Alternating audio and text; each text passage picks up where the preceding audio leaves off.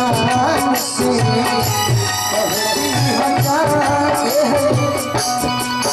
गौर करो बाबूजी, देहात के लड़के के अगर बियाह के बाद विकी भैया घर में चलत होके तो शर्मा के भीतरे भाग गई और शहर के लड़की के कहवन बोलो तो भैया जिससे रुकमा बाड़ी शहर के लड़की बाड़ी वो सही शहर के लड़की के कहल जाए कि बेटी ये तुम्हारे जैसा लड़का कैसा रहेगा तो कही ओ पापा ओ डैड आप क्यों परेशान है, मैं दूसरे लड़के से फंसी हुई। देहात के लड़की लाजा जाए तो कहत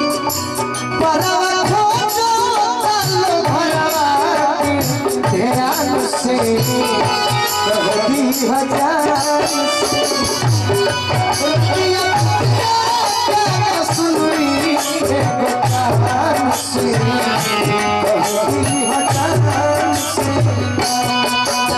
चलो कहीं चलते घर से निकलते घर से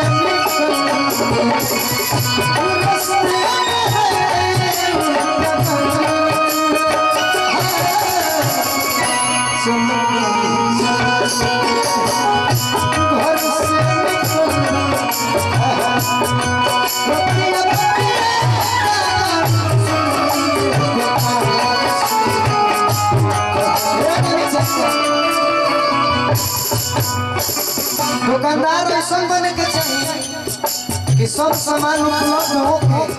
ताकि नया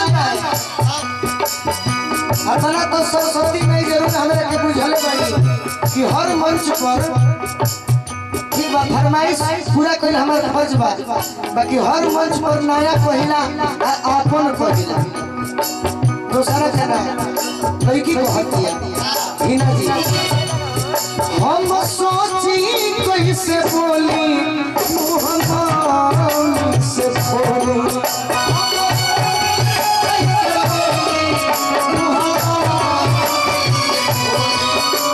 हम सोची कैसे बोली मुँह मम्मी से जाके कैसे खोली और जब भी जान गई है पापा मारती है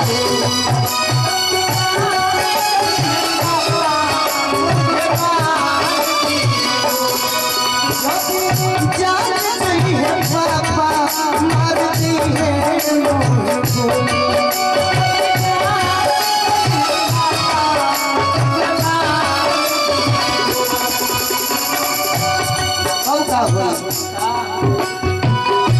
साथ छूटी हाथ धोती है अरे परान से। हम कही कि ना हम सोची कैसे बोली मुँह मम्मी से कैसे खोली यदि जान जे है पापा मार दिए मुँह बोली साथ छूटी हाथ धोती है परान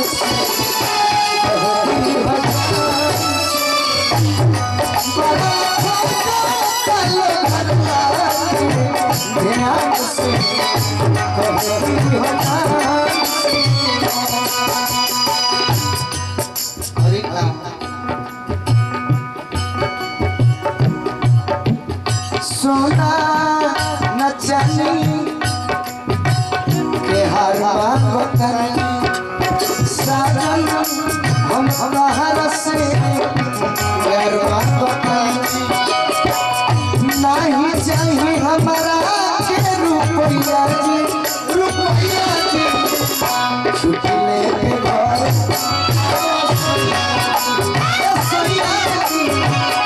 छुट्टी लेके घर पता जाए कौन साहेब सितारे कहीं नाच देखे का मौका नहीं देता वो साहेब का हमारे पीछे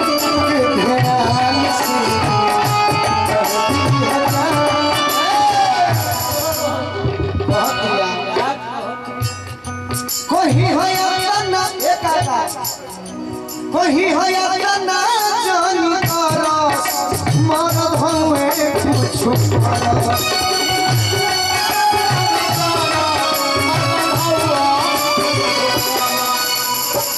कही है अपना जनी दरस अरे मरद होले कुछ परस वही कहले कही धरस हमरा खातिया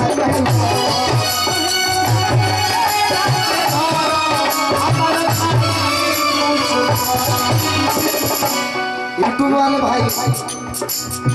हजारीबाग से एक संदेशा है बलवंत भैया के सर जो है इनका जरूर क्लास लीजिएगा क्यों उनको नाच देखने का मौका देते हैं क्यों आखिर क्यों बहुत दिया कोई है अपना जानी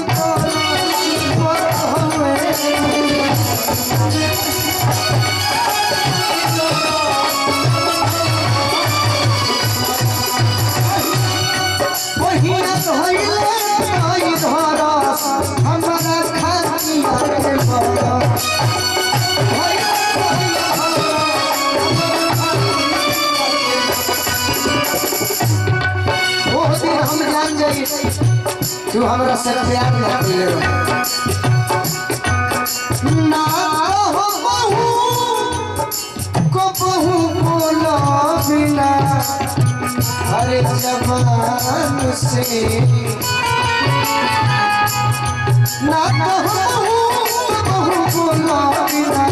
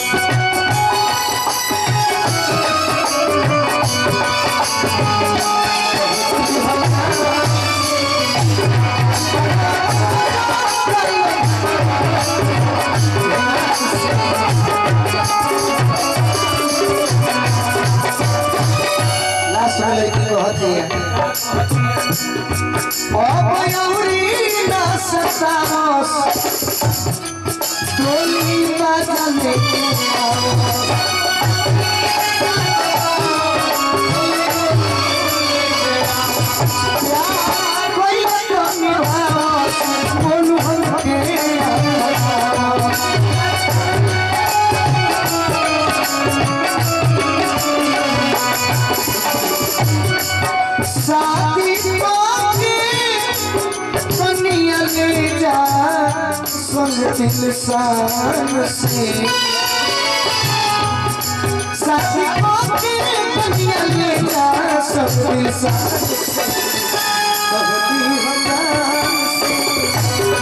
बड़ा खरा अरे ध्यान से अरे कहती हजान से ना